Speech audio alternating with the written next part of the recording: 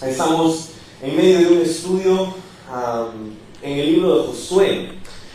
Si tú nos visitas, quizá una de las cosas que vas a darte cuenta mientras que pasas tiempo con nosotros es que estudiamos la Biblia verso a verso, la leemos capítulo a capítulo y vamos viendo lo que el Señor nos habla a través de su palabra. Creemos que la Biblia no es un libro como cualquiera, sino que es la palabra inspirada de Dios y en ella está revelada todo lo que nosotros necesitamos saber para esta vida y la próxima, y la vida eterna. Y entonces, el libro de Josué, el que estamos estudiando, hemos puesto a ese libro un nombre, y el nombre es Transición. Y la razón es porque este libro nos cuenta la historia del pueblo de Israel. Nos habla acerca de cómo Dios llevó a ese pueblo y lo sacó de Egipto, de la esclavitud, y lo llevó hacia la tierra prometida. En medio de todo eso se encuentra el libro de Éxodo, por ejemplo, que nos cuenta la salida del pueblo de Israel de Egipto, pero con Moisés el pueblo no pudo llegar a la tierra prometida, más bien llegó a la orilla, a la frontera y no pudo entrar.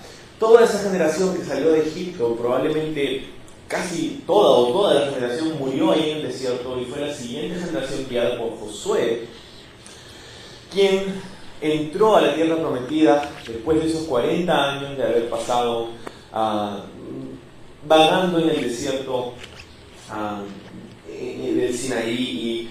Y entonces ahora el libro de Josué nos cuenta esa transición entre la vida nomádica que tenía en el desierto a la vida en la tierra prometida y los cambios que trajo para las vidas del pueblo de Israel, para darles esa tierra que Dios había prometido a Abraham siglos atrás. Bueno, hemos estado hablando acerca de Josué en el primer capítulo y de lo que esto significa, porque el libro de Josué no solamente es un libro histórico, también es un libro simbólico, y encontramos mucha simbología, muchos tipos, muchas imágenes que vamos a darnos cuenta, van a hablar acerca de muchas verdades del Nuevo Testamento. Josué, bueno, su nombre significa salvación, y es de esa raíz que viene el nombre Jesús. Jesús y Josué son en esencia el mismo nombre, Yahshua, la salvación de Jehová.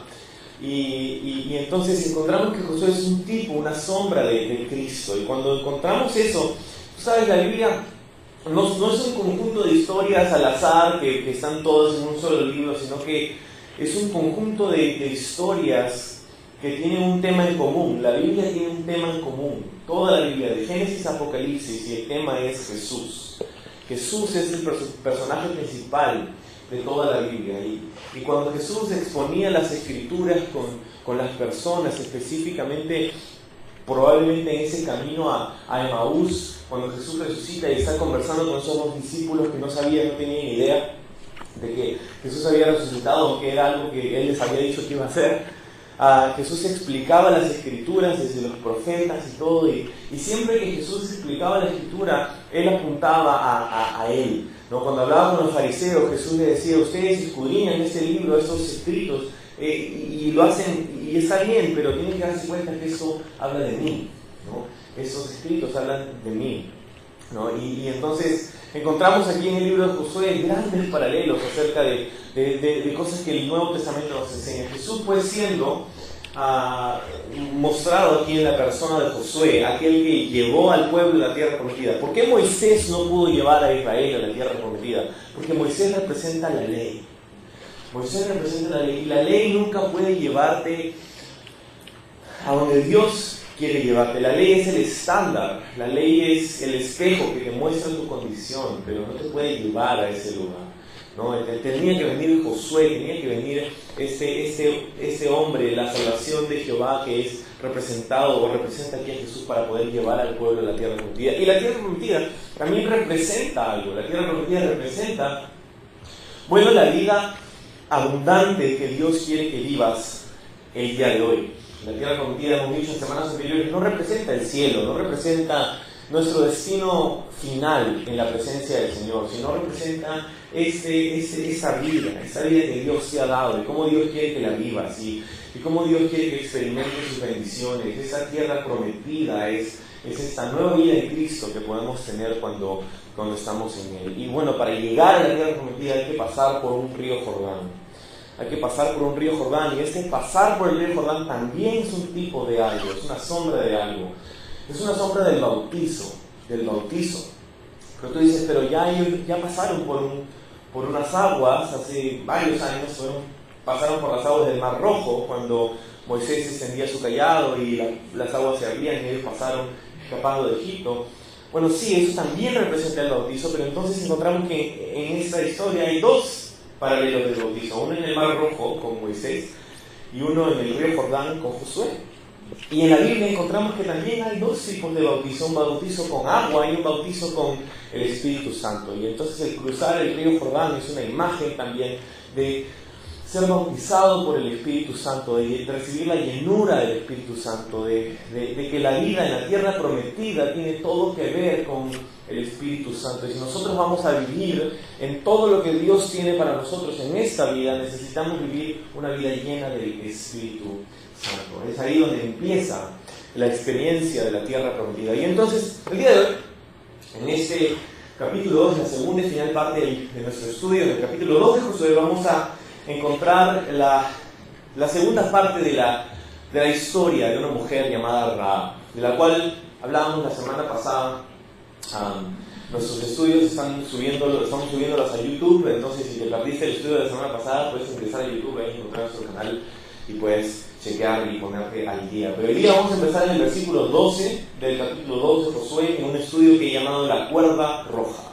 No la cuerda floja, la cuerda roja. Vamos a orar. Gracias, Padre, porque tú nos das la increíble oportunidad de estudiar tu palabra y de poder tener comunión contigo, Señor.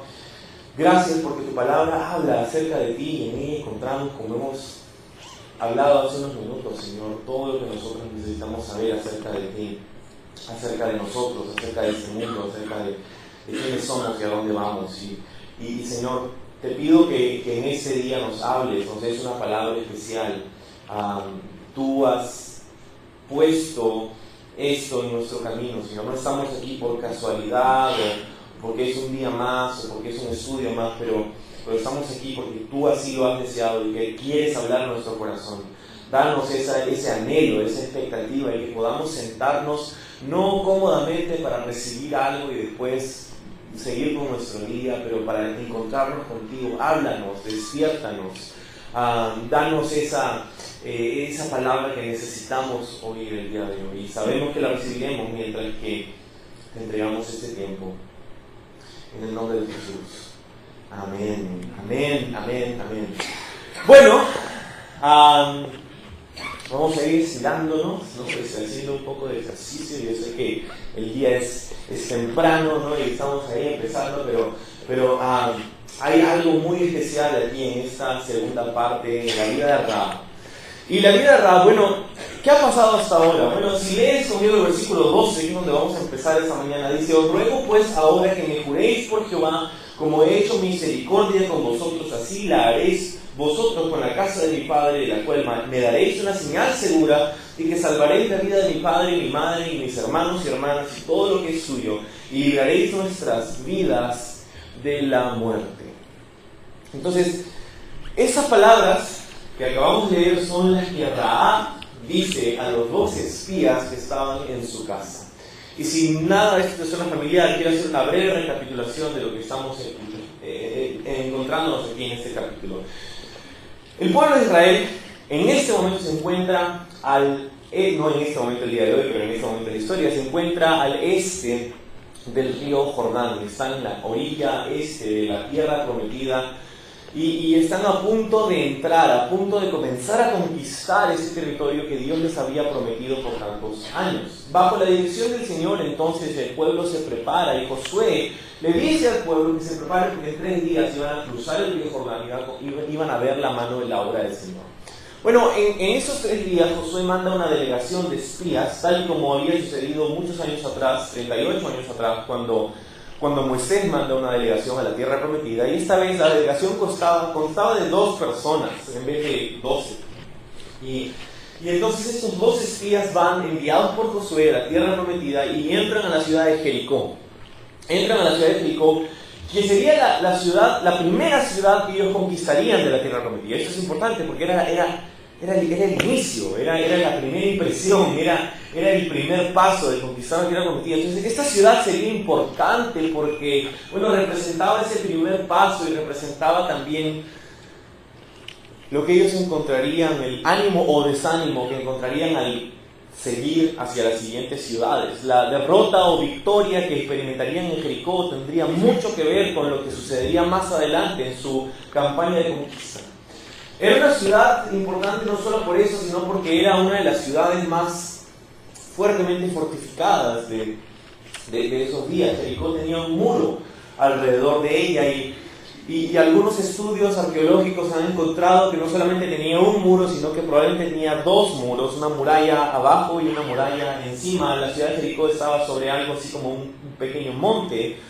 Y entonces habían dos muros y era una ciudad aparentemente impenetrable e inconquistable. Y entonces para ellos conquistar Jericó significaría pues, bueno, hemos empezado con un pie derecho y Dios nos ha acompañado y por eso podemos seguir adelante. Es importante este sitio y por eso Josué manda espías para chequear y hacer un reconocimiento de la tierra y estudiar sus puntos débiles y hacer algún tipo de plan o estrategia militar para poder conquistar. Esa era la misión de los espías, esa era la razón por la que estaban en la ciudad de Jericó. Y ellos llegan a la casa de una mujer, se llamaba Rahab, y su oficio, bueno, no era el más honroso de todos los oficios. Ella, según lo que la Biblia nos enseña, una mujer prostituta, era una ramera. Y su casa estaba en la puerta de la ciudad, específicamente en el muro de la ciudad. Vamos a ver más adelante que ella vivía en el muro. Y lo que quiere decir eso es que su casa estaba probablemente construida, una de las paredes de su casa era ese muro. Y la otra posibilidad es que la casa estaba en el muro, un muro probablemente tan ancho que permitía comercio y tránsito y personas viviendo encima del muro. Y es probable que era algo así. Y él vivía ahí. ¿Y por qué los espías llegan a parar a la casa de Rahab? Bueno, eran espías y estaban buscando anonimidad, estaban buscando quedarse de incógnito, que la gente no supiera. Y claro, ¿qué más? ¿O qué lugar? ¿Dónde podrías encontrar en una ciudad un lugar donde nadie te tendría que preguntar tu nombre, donde estás ahí como a escondidas, donde no quieres que nadie se entere y todo el negocio alrededor de esto es uno de secretismo y de sombras y de tinieblas? Es bueno, el negocio de una prostituta. En la casa de una prostituta es donde llegan estos espías. Y la semana pasada te contaba que el texto no sugiere algún tipo de inmoralidad en los espías, era simplemente que estaban buscando quedarse en el anonimato y poder así establecer su plan.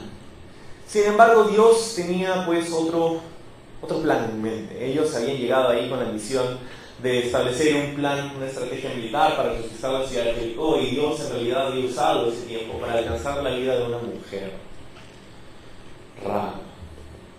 Hemos aprendido que ella tenía fe en el Dios de Israel, que las noticias de lo que había estado sucediendo con ese pueblo, con el pueblo de Israel, habían llegado a Jericó. El rey de Jericó sabía exactamente que habían espías ahí en su ciudad, y había mandado una delegación de personas para que los encuentren y los maten a los espías, ¿no? Y entonces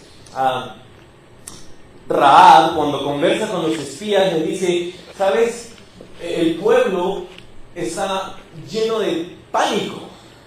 Hay un pánico social que vemos el día de hoy, y no tenemos noticieros o Twitter o esas cosas para ¿no? hablar a las multitudes, pero cuando nos reunimos en las plazas y cuando conversamos con la gente nos damos cuenta que la gente está llena de pánico porque hay un pueblo de 2, probablemente 3 millones de personas ahí a unos kilómetros de distancia. Los vemos, ¿no? Están a la vista, y vemos un pilar de fuego en la noche y una nube que cubre al pueblo durante el día, y estamos llenos de pánico porque sabemos, decía Rahab, que Dios les ha entregado a ustedes esa tierra, no esa tierra.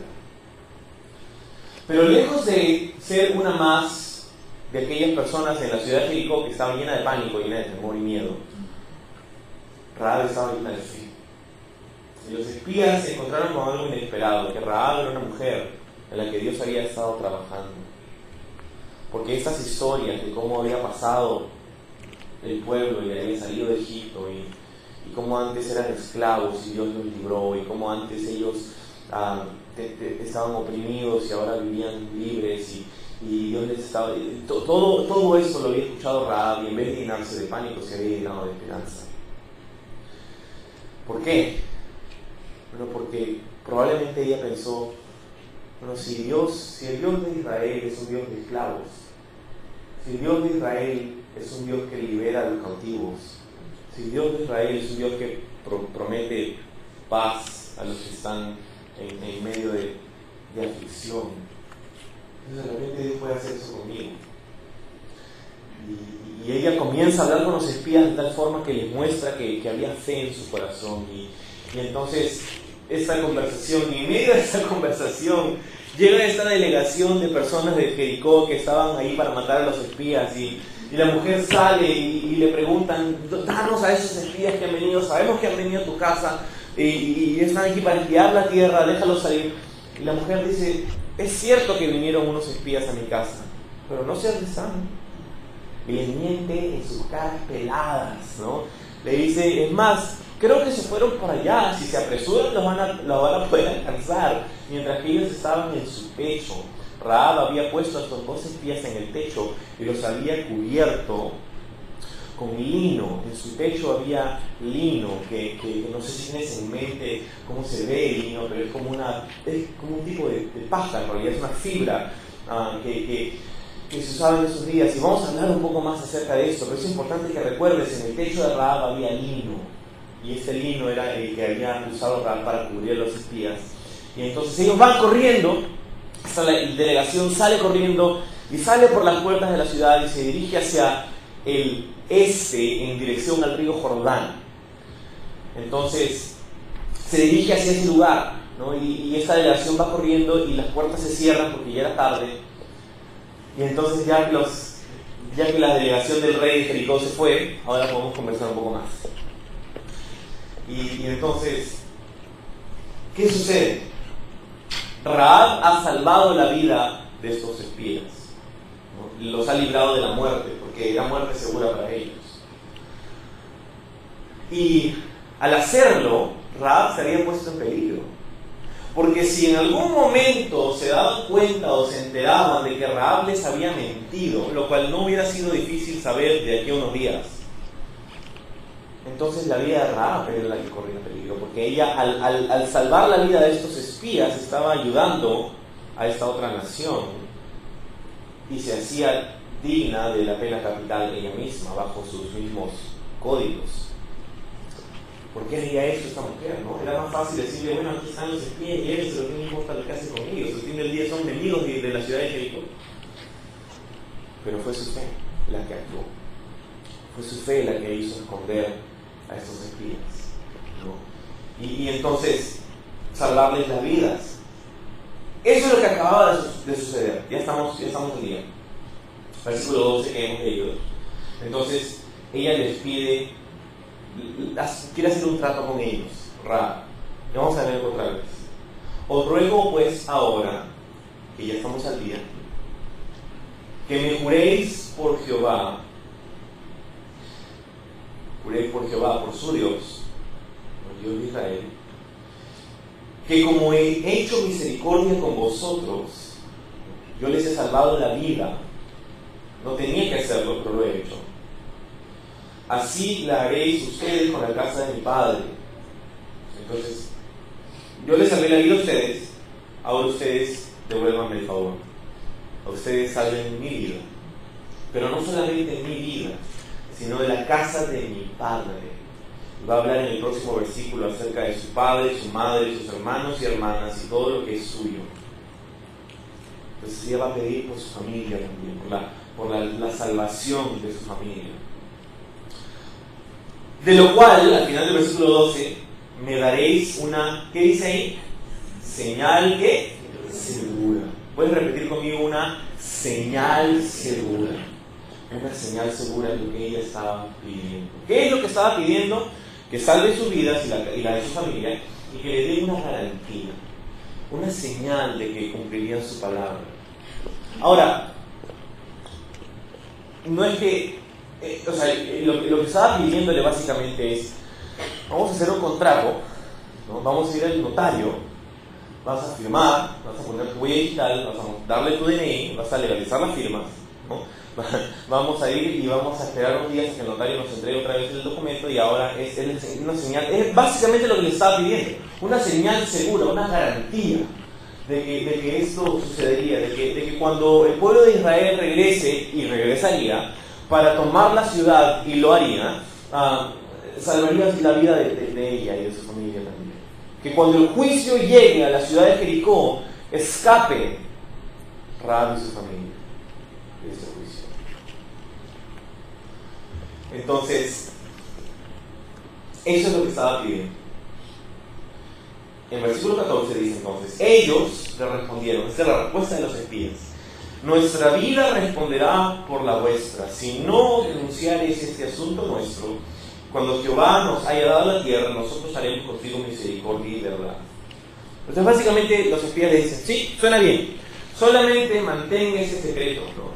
Este secreto que tienes conmigo. Entonces ese secreto se va a quedar entre nosotros, ¿no? Si tú no les cuentas a la gente, si tú no vas y les cuentas que estamos aquí, o a dónde hemos ido, o cuáles son sus planes, si tú puedes mantener esto en secreto, entonces nosotros vamos a honrar ese juramento, ese pacto que estamos haciendo contigo. Entonces, claro, o sea, piensa por el lado de los espías, ¿no? Sería muy fácil, una vez que ellos salgan de su casa, que Rahab vaya a las autoridades, ¿no?, de Jericó y les diga, en verdad estuvieron conmigo y estuvieron en mi casa, y Rahab podría haber tergiversado la historia de cualquier forma para salvar su pellejo, ¿no? Podría haberles dicho, no, es que cuando abrieron la puerta ustedes no vieron, pero yo estaba así abriendo la puerta y ellos estaban acá y habían puesto una pistola así y estaban apuntando y me iban a disparar, a no ser que les diga que se vaya por allá, ¿no? Así mismo, película de acción, ¿no? Y entonces yo estaba haciendo en contra de mi voluntad, pero sí, yo sé sus planes, es más, se los voy a decir, me dijeron esto, y claro, hubiera sido muy fácil para Rahab hacer eso y traicionar a los espías. Entonces los espías dicen, ok, escuchamos lo que quieres de nosotros y nos parece bueno siempre y cuando no nos traiciones, siempre y cuando cumplas tu palabra, siempre y cuando nos vayamos de aquí, tú no le digas nada. Entonces, si no nos descubres, nosotros tendremos misericordia de ti y de los tuyos. Entonces, versículo 15, ella los hizo descender con una cuerda por la ventana. ¿Con una qué? Con una cuerda, gracias. Con una cuerda por la ventana, porque su casa estaba en el muro de la ciudad. Ella vivía en un muro, en el muro, ¿no? Es lo que estábamos diciendo hace un momento. Su casa estaba en el muro de la ciudad.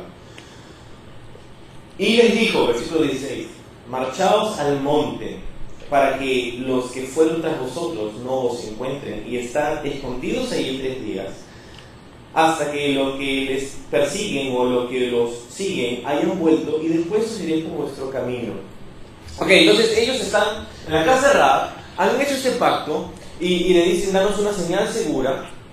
Ahora, más adelante vamos a tener un poquito más de la conversación, pero ahora nos está contando el texto de que ellos van a ser bajados o descolgados por la ventana por esa cuerda que había puesto Rahab en su casa. Entonces, básicamente les dice, ustedes van a bajar, van a ir, pero en vez de irse, porque, que hay un poquito de geografía en tu mente.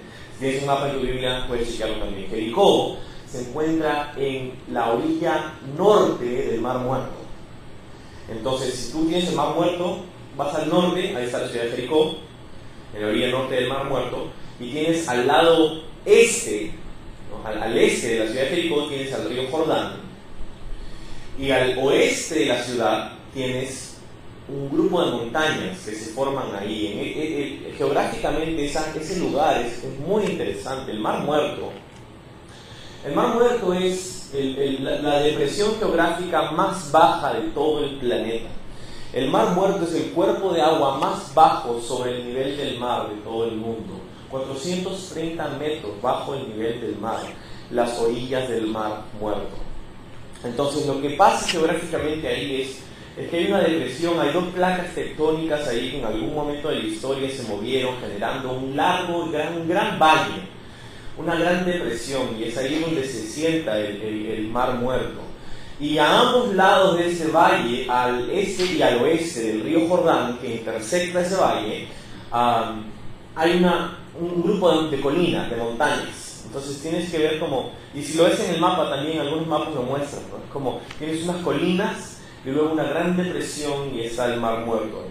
Entonces al este y al oeste del río Jordán hay unos montes. Ahora, al este del río Jordán está el pueblo de Israel acampado, ¿no? Ahí en la arboleda de Sittim, ¿no? Ahí en el plano de Moab, donde había estado Moisés y los había llevado por Moab y habían llegado ahí a ese lugar, a Sittim. Entonces estaban ahí y entonces los espías tenían que cruzar hacia el este para poder llegar otra vez al campamento.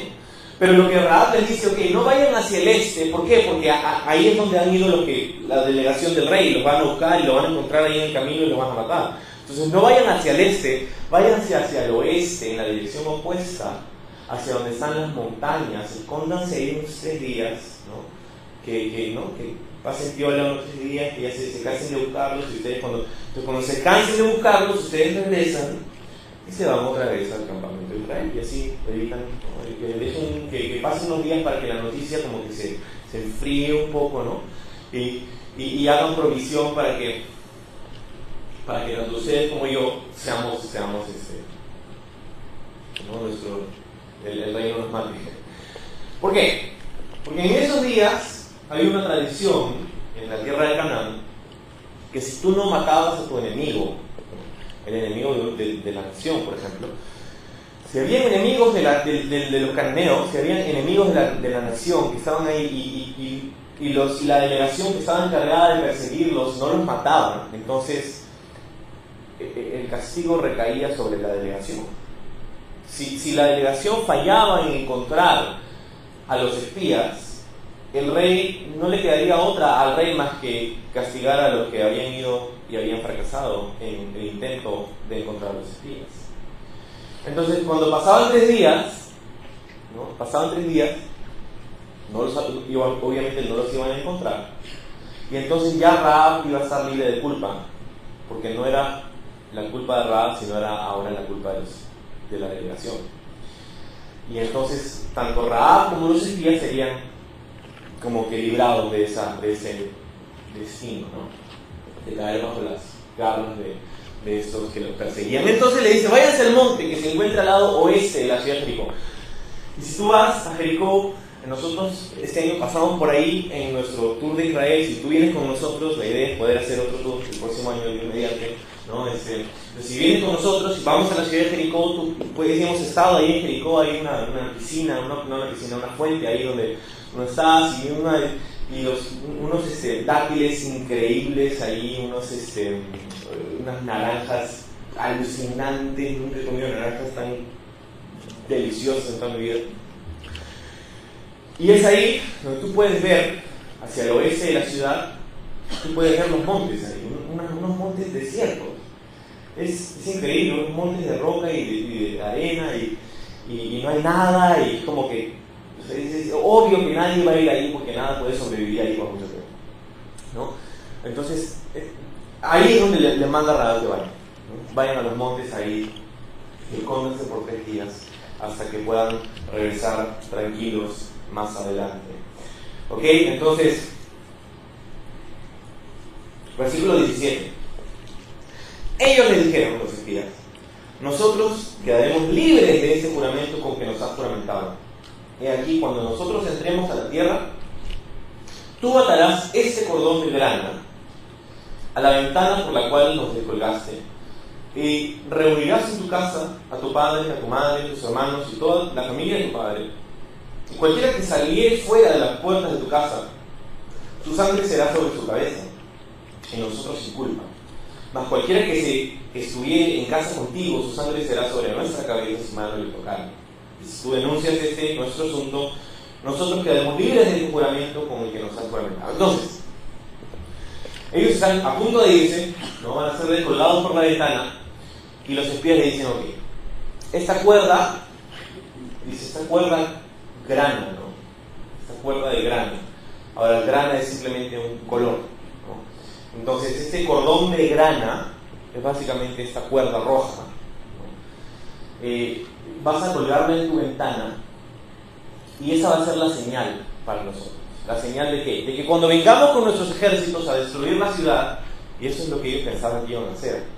Tú y yo conocemos la historia, ¿no? Y no quiero darte spoilers, pero los muros de Jericó, Dios va a hacer algo milagroso ahí, ¿no? Ellos no van a tener que ir convencionalmente con sus ejércitos a pelear contra la ciudad, sino que Dios intervendría. Pero ellos saben eso en este momento. Ellos piensan, bueno, vamos a ir a pelear y hacer la guerra, y cuando vengamos a tomar y conquistar la ciudad, si nosotros vemos en tu casa una cuerda roja, vamos a saber que esa es tu casa y no vamos a matar a nadie de los que están en tu casa.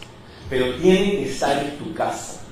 Básicamente los espías le dicen, hay un par de condiciones para que recibas esta misericordia, esta salvación. Número 1, tiene que haber una cuerda roja, un cordón de grana que cuelgue cubriendo tu casa. Número 2, solo las personas que están dentro de la casa van a ser salvas. Si alguien sale de la casa, no es nuestra responsabilidad. Y la otra condición es, si tú no le cuentas a nadie y guardas su palabra, nosotros también guardaremos la nuestra. Esas son las condiciones. Entonces, baja por la ventana, versículo 21, ella respondió, sea así como habéis dicho. Luego los despidió y se fueron, y ató el cordón de grana a la ventana. Y caminando ellos llegaron al monte y estuvieron ahí 3 días, hasta que volvieron los que los perseguían, y los que los persiguieron buscaron por todo el camino, pero no los hallaron. Entonces, versículo 23, volvieron los 2 hombres y descendieron del monte, y pasaron y vinieron a Josué hijo de Nun, y le contaron todas las cosas que habían acontecido. ¿Okay? Entonces, van al monte, esperan 3 días y luego regresan. ¿Okay? Y le van a contar a Josué las cosas que habían pasado. Vamos a guardar el último versículo para el final, pero aquí parece que hay algo, ¿no? Cuando leemos la historia parece que hay algo ahí que de pronto en una primera lectura o una lectura superficial como que no entendemos, ¿no? Una cuerda roja, qué extraño, ¿no? Qué curioso. Okay. ¿No? Y seguimos con la historia, ¿no? Pero la cosa es que una cuerda roja, la razón por la que he llamado así este estudio es porque ese es el punto focal de esta segunda parte del capítulo, es esa cuerda roja. Bueno, al inicio del estudio de esta mañana te dije que era importante que te acuerdes que en el techo de la casa de Rahab había, ¿qué cosa? Lino, muy bien, estabas despierto, ¿no? Había lino ahí en el techo de la casa. Ahora, había tanto lino como para cubrir 2 seres humanos, ¿no? Entonces era una cantidad considerable de lino que había ahí. Ahora, el lino, ¿no? Esta hierba que crece, produce unas fibras que cuando ellos cosechan, ¿no? Las usaban en la antigüedad para hacer lino, para hacer telas, para hacer textiles, para hacer ropas, ¿no? Entonces, el proceso de usar el lino, de cosechar el lino y prepararlo para hacer fibra, ¿no? Para hacer las fibras con las que harían los textiles, era interesante. Ellos cosecharían el lino, ¿no? Estos tallos de lino los cosecharían y los pondrían en agua. Los mojarían, los dejarían ahí por 2 o 3 semanas, los dejarían en agua. Luego de esto, los sacaban del agua y los ponían en lugares para poder secar. Así como has visto, a veces pasas por ciertas comunidades donde hacen café o ese tipo de cosas que ponen ahí y lo ponen a secar al sol. Bueno, eso es lo que hacían. Y típicamente lo podían hacer en el techo de sus casas, que era un techo así como aligerado, era un techo plano. Es ahí donde ponían estos tallos que habían sido remojados en agua por 3 semanas, más o menos, Y los habían puesto ahí, los ponían en el techo y los dejaban a secar. Y cuando comenzaban a secar, después de haber estado remojados por tanto tiempo, comenzaban a abrirse esos tallos. Comenzaban a abrirse y a partirse. Y comenzaban a formar unas fibras. Esas fibras entonces, después de que pasaban ese proceso de secado, las tomaban y las jalaban y las hacían en forma de hebras que luego comenzaban a poner en sus... ¿Has visto? ¿No has sido provincia alguna vez y has visto, no, estas mujeres que pasan por todos sitios con eso que están haciendo así todo el día, están haciendo... Cuando vivíamos en Cajamarca, todos los días veíamos eso, con la lana de las ovejas, ¿no? Entonces, para poder tener una hebra con la que hacías un textil, ¿no? Pasaba un proceso. La lana, por ejemplo, tenía que ser, ¿no?, las ovejas trasquiladas y luego tenían que ser unas fibras así, y luego de esas fibras que parecía todo así como cuando hay una humedad muy fuerte y tu pelo se hace así, ¿no? Como cuando te secas el pelo después en la noche antes de acostarte, ¿no? Después de bañarte, el pelo se queda así como un afro, ¿no? Ya, así, y luego este material era estirado y luego puesto en un palito que luego hacían así, y eso se convierte en las hebras que luego toman para poder tejer y hacer los textiles. Bueno, eso era con la lana. Un proceso similar se hacía con el lino. Una vez que se remojaban por 3 semanas y se dejaban secar, estas se abrían y formaban prácticamente un material muy similar al de la lana, pero era incluso más suave. Y entonces hacían ese mismo proceso y así fabricaban ropa, ¿no? Y entonces, cuando fabricaban ropa, parte del proceso para llegar al producto final era la coloración o el teñido, porque formaban el lino sería como medio blanco una vez que se trata, porque ha sido tratado por el sol, entonces toda la coloración, algo así como cuando dejas tu ropa y te olvidas de que tu ropa la has estado secando al sol y luego un polvo que era oscuro se hace más claro y estás todo duro, ¿no? Entonces el sol secaba este lino y hacía una tela más o menos uniforme, de un color claro, pero luego las teñían, estas prendas, las teñían. ¿Okay? Entonces Rahab tenía lino en su techo con el que había cubierto a los espías. Ahora, el lino se usaba para hacer ropa, y específicamente en el contexto de la Biblia, el lino se utilizaba para hacer, era el material que Dios había seleccionado para hacer las vestimentas sacerdotales. Entonces los sacerdotes, sus vestimentas eran de lino fino, de ese material que acabo de hablar. Entonces es interesante que la vestimenta de los sacerdotes era hecha de este material, que era el material con el que los espías fueron cubiertos, que era el material que probablemente hacía la composición de esa soga, esa cuerda que había hecho bajar a los espías, que en otras palabras había dado pie a la salvación de Rahab, el lino. Era la cuerda, pero si has leído conmigo, no solamente era una cuerda de lino, era una cuerda de grana, o sea, de color rojo carmesí, rojo sangre, ¿no? Ahora, ¿por qué tendría una cuerda roja ahí en medio de su casa? ¿No? Es una de esas cosas que, o sea, no tienes idea de por qué. Pues algunos han especulado que Rahab de hecho tenía una fábrica textil en su casa, que no solamente se dedicaba a la prostitución, sino que tenía otro negocio que era de hacer textil, de hacer ropa.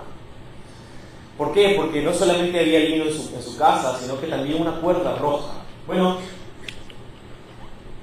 los pigmentos que utilizaban para teñir la ropa eran diferentes y provenían de diferentes fuentes, pero específicamente el pigmento rojo. Este pigmento venía de unos gusanos que se conocen como cochinillas. Estos gusanos, la versión hembra de estos gusanos, cuando incuban, cuando ponen sus huevos, crecen en tamaño y ponen sus huevos y tienen una coloración, un pigmento rojo. Y esos gusanos, cuando ponen sus huevos, mueren para proteger a sus huevos. Y ellos crecen y se convierten en gusanitos felices, ¿no?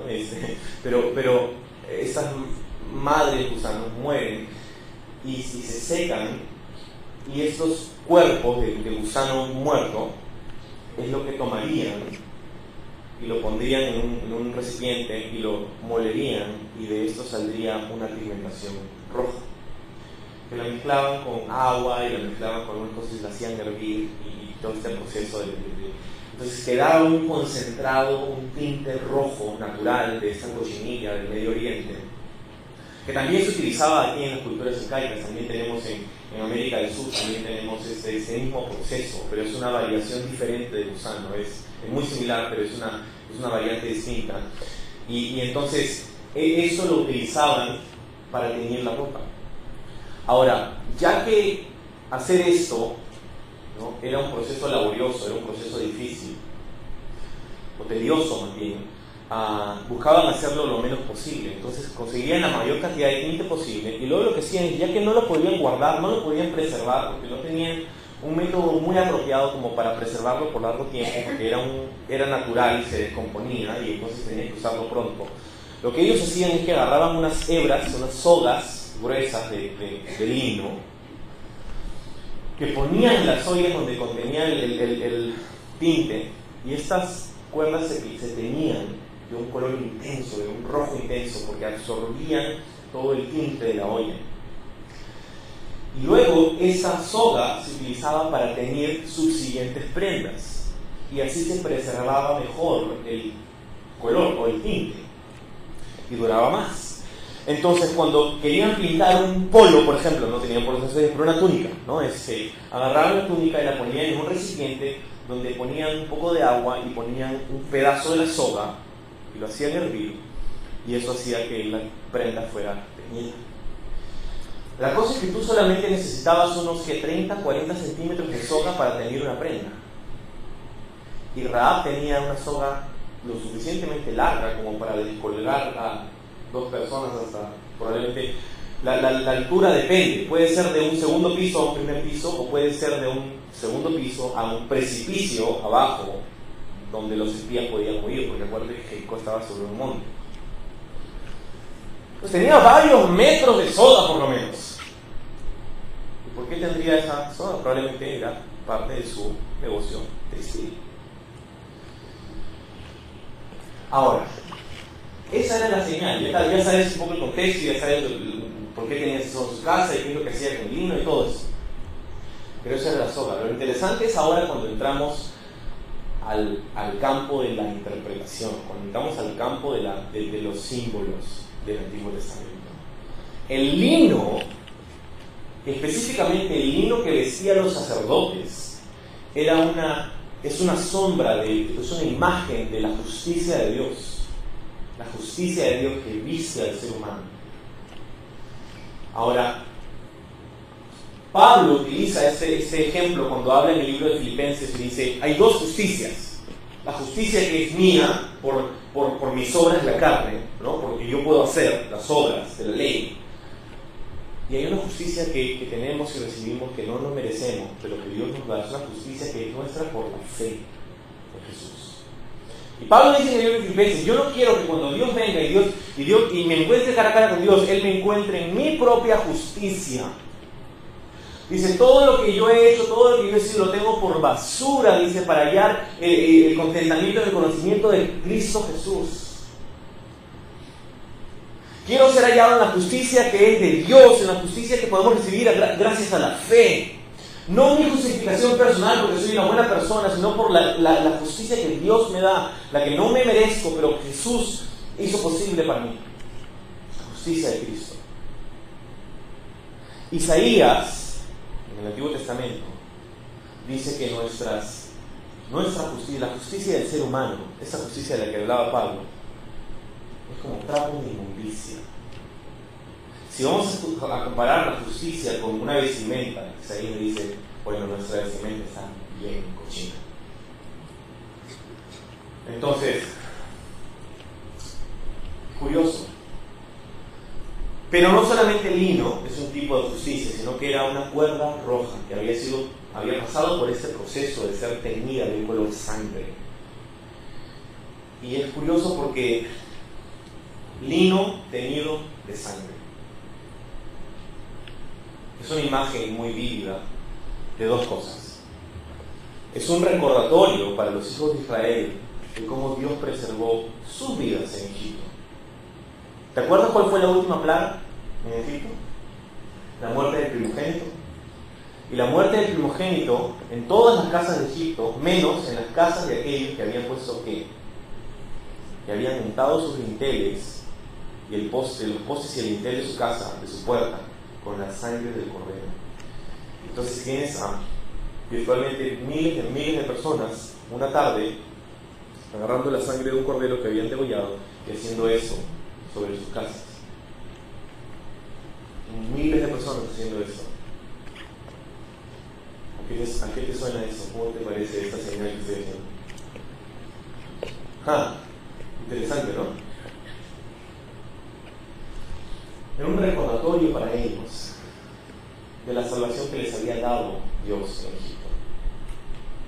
Ver en una casa una cuerda roja. Ahora, algunos dicen que en esos días las prostitutas pintaban los bordes de su ventana de color rojo. No sé si esto es verdad. Si es verdad, sería incluso más interesante, porque ahora tienes el borde de una ventana así, transversal, y tienes una cuerda que cubre la casa. Tienes una señal de ¿qué? De una cruz. Una cruz roja. Ahora, cuando llegas al libro de Apocalipsis, nosotros hemos estudiado en detalle, si has estado con nosotros hace varios años. Apocalipsis, capítulo 19, versículo 13, dice lo siguiente, cuando habla acerca de Jesús. Estaba vestido de una ropa teñida en sangre y su nombre es el Verbo de Dios. Y entonces la imagen comienza a abrirse un poco más a nosotros. Cuando Jesús es presentado al final del libro de Apocalipsis como aquel que cabalga este caballo blanco y viene a hacer guerra y tiene un montón de inventario increíble, una de las cosas que describe Apocalipsis es que estaba vestido de una ropa teñida en sangre. Ahí tienes una cuerda haciendo la señal de la cruz de color sangre. Ok, esa es la señal que había pedido ¿quién? Rahab. Una señal, la señal, en otras palabras, la señal de mi salvación. Porque esa señal representaría para ella su salvación de la muerte. Entonces, es una imagen de Jesús, todo esto. Es una imagen de Jesús. Los muros de Jericó van a caer. Ellos aún no lo saben, pero tú y yo lo sabemos, hemos leído este libro antes. Los muros de Jericó van a caer, así como todo en lo que nosotros tratamos de encontrar seguridad en este mundo. ¿Qué es lo que hacían los muros? Te daban seguridad, te protegían, te hacían sentir seguro. Esos muros van a caer. Todo en Jericó va a ser destruido. Así como en esta vida, para ti y para mí, todo en lo que encontramos seguridad. Quizá no son muros, pero quizás es una casa. Quizá no es una casa, quizás es un trabajo. Quizá no es un trabajo, quizás es una posición. No sé, quizá es un vicio, quizá es lo que sea, una relación. Encontramos seguridad y nos sentimos cómodos. Todo eso va a desaparecer de ti. Y lo único que nos va a dar verdadera seguridad. ¿Recuerdas? Era una señal ¿qué? Una señal segura. Una señal segura. Lo único que nos va a dar seguridad es Jesús, lo que Él hizo por nosotros. En Él está nuestra salvación. Solo en Jesús podemos tener salvación. ¿Te acuerdas las condiciones para ser salvada? Tenía que estar la señal de poder, pero tenía que estar en la casa. Tenía que estar en la casa. Si estaban fuera de la casa, lo siento. Así como en la historia de Noé, para ser salvado tenías que estar en el arca. Si no entrabas, y era tu decisión, no hay nada que se puede hacer. Recibías el juicio. Si no entrabas en la casa de Rahab, recibías el juicio. Si si rechazas a Jesús, recibirás el juicio. Es lo que la Biblia enseña. Es una imagen poderosa de la salvación que podamos tener en Cristo Jesús. Ahora mira, esta mujer Rahab pidió por su familia, ¿no? Mi papá, mi mamá, mis hermanos, mis hermanas. Pero piensa conmigo, lógicamente, qué es lo que tuvo que haber pasado para que sus familiares estén en su casa en el momento del juicio. Rahab tenía que haber hablado con ellos. ¿O tú crees que Rahab iba a esperar un día ya, no sé, pues el día que por casualidad, de repente, no sé, vendrán a mi casa, no sé, pues esperaré que llegue, ¿no? No, ella tenía que hablar y convencer a los miembros de su familia de lo que acababa de suceder. ¿Te puedes imaginar lo ridícula y lo peligrosa que sonaba Rahab a sus familiares cuando les decía: amigos, familia, han venido 2 espías de Israel a mi casa y me han dicho que nos van a salvar? ¿Con esos terroristas y los has guardado en tu casa? ¿Puedes imaginarte lo loca que sonaba Rahab cuando les contaba a sus familiares que solamente habría salvación en esa cuerda que colgaba por su ventana y que esa era la señal segura de su salvación? ¿Qué tienes, Rahab? Estás loca. Y sin embargo tuvo que persistir. Sí, porque ella sabía lo que iba a suceder, ella sabía que la tierra iba a ser entregada a Israel, ella sabía que Jericó iba a cambiar, que todo, que la vida como la conocían iba a cambiar muy pronto. Ella tenía que hablar con su familia. Sí, esperaba verlos salvos.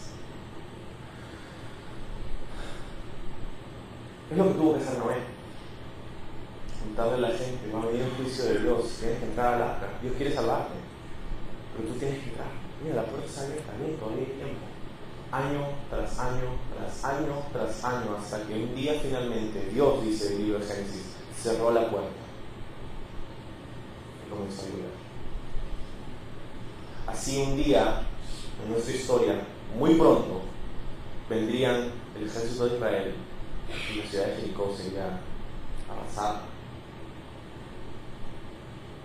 Y solo tendría salvación si estabas en la casa de Rahab.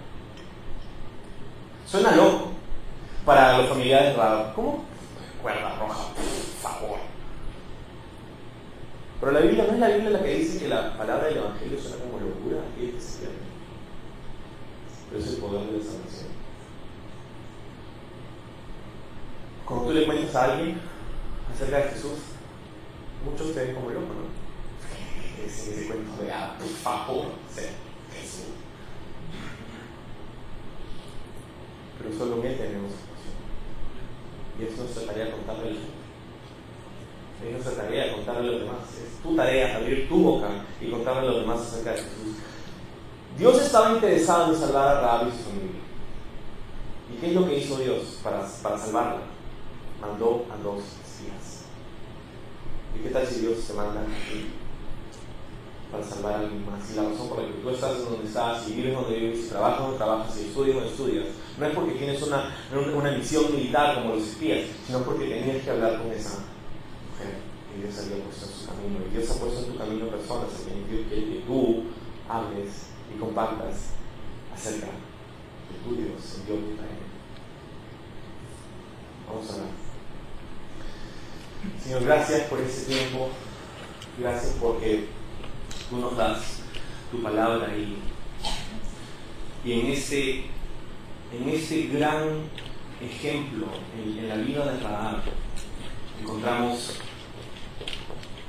algo que tú quieres que nosotros hagamos, Señor.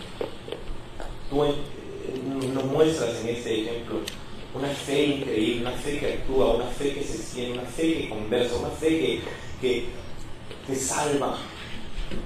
A través de la fe, tú salvaste a Rahab de la muerte. A través de la fe, Rahab compartió persistentemente, convincentemente las noticias de esto con su familia.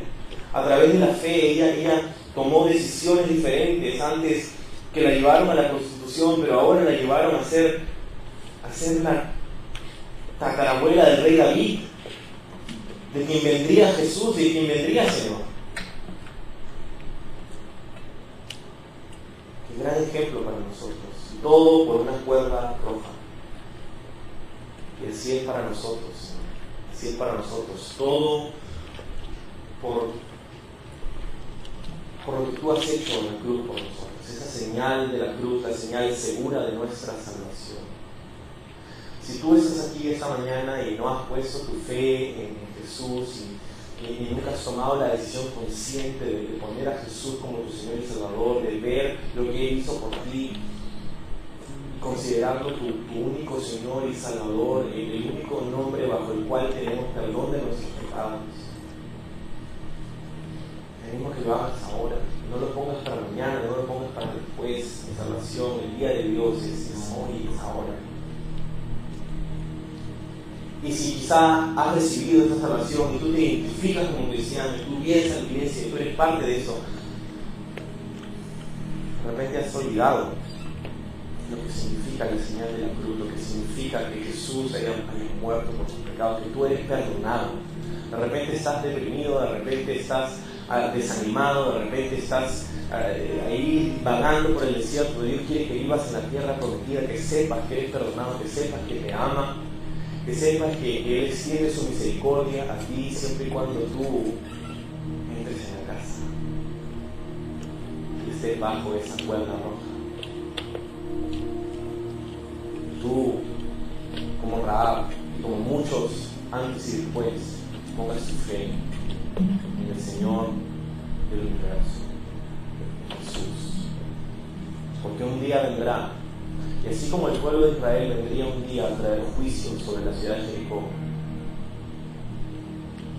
así tarde o temprano el juicio de Dios vendrá sobre este mundo y seremos juzgados. Pero Josué sería salvador para Rahab y juez para todos los que estaban afuera de su casa. Y así Jesús será salvador para todos aquellos que ponen su fe en Él, pero si no, juez para todos aquellos que lo rechazan. Espero que tú seas uno de ellos que pone su fe en Jesús. Él te perdona, Él te recibe con los brazos abiertos. Y si tú quieres hacer eso, es tan sencillo como en este momento pedirle perdón a Dios en oración, en este momento comprometerte con Él, en este momento decirle te amo, Señor, en este momento decirle gracias por tu misericordia, lléname de tu Espíritu Santo, quiero vivir en la tierra prometida, quiero ser llenado por ti. Si tú como Rahab estás listo para cambiar de vida, para tomar un paso más de fe, para seguir adelante, o si no te sientes listo, que Dios te anime para empezar mañana. Así que ora conmigo y dile de tu corazón, Señor, te necesito en mi vida. Estoy alejado de ti. Acércame de tu presencia. Lléname de tu espíritu. Recibo tu perdón, tu gracia y tu misericordia. En el nombre de Jesús. Amén. Si tú has hecho esta oración de forma genuina, es lo mejor que puedes hacer. Y si necesitas oración, vamos a estar todavía aquí para poder orar, pero vamos a ponernos de pie.